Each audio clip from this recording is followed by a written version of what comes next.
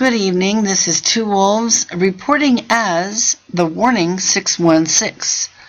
This is my new news channel in addition to features channels. It's 2 February 2014.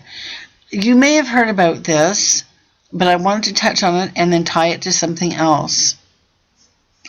So this is from Writers. I have the 31 Tuesday by Laura Zuckerman, always a great reporter. West Nile virus blamed for death of bald eagles in Utah. Oh.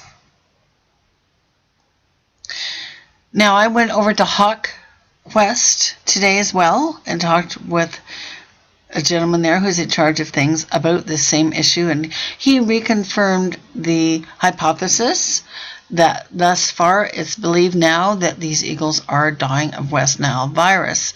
However, this unnamed source did opine that it is very peculiar and disturbing that West Nile virus would be around, let alone killing bald eagles in the midst of winter. Temperatures down to 0 Fahrenheit at times. It doesn't make sense, and it's horrific. It's a picture of a bald eagle returning to its nest after catching a fish at the Conowingo Dam in Maryland. That has nothing to do with Utah. But an unprecedented wintertime outbreak of West Nile virus has killed more than 24 bald eagles in Utah, subsequent to the death of thousands of grebes. This is the grebes, eared grebes. I reported on that about a year ago. Thousands of grebes falling from the skies around Dugway Proving Ground. Okay.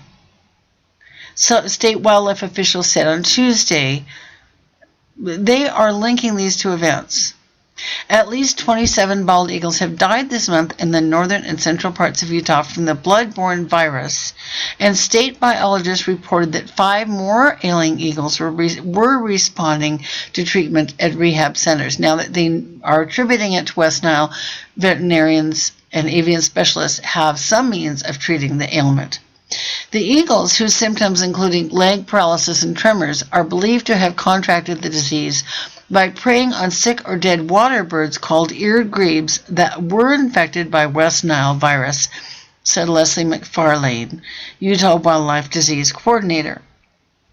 Some 20,000 of the water birds, the grebes, have died in and around Great Salt Lake since November in an outbreak that may be a record in North America, McFarlane said.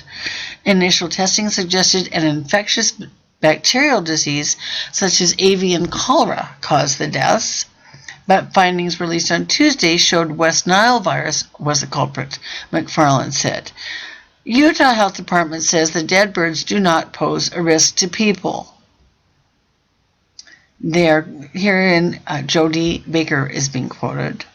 Yet, Baker urged those who find sick or dead birds, and that in this case is eagles, to avoid handling them.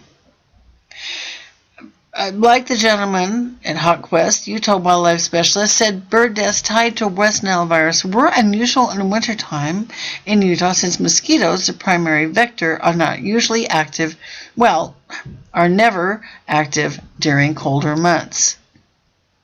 McFarlane said Utah had an unusually warm fall, that's true, that extended the breeding season for mosquitoes to late October. That's true. But scientists may ultimately be unable to determine if grebes infected by West Nile virus migrated to Utah. Remember, they were falling out of the sky about a year ago as well, or if they contracted it there. Okay, I have lots of questions about this. Let's look at Dugway Proving Ground. Let's look at Fuku. Let's look at the horrific air quality situation in and around northern Utah at this time, which currently is the worst in the nation. That'll be my next video tonight, and we may tie these things together. I will say that after many years living in Yukon and Alaska, I only very rarely heard of eagles preying on the carcasses of other birds. In fact, I don't remember ever hearing of that. Very rarely. It was very rare. So nothing about this story makes sense to me. There's holes aplenty in it, and it's very tragic. Go ahead and read the rest of the story. Laura Zuckerman is a fantastic reporter. She did her best. She's not being given all the story. This is Two Wolves Out for now, and now I'm going to go on to talk to you about the air quality in northern Utah. Something is amiss. Be safe. Mitak and we are all related.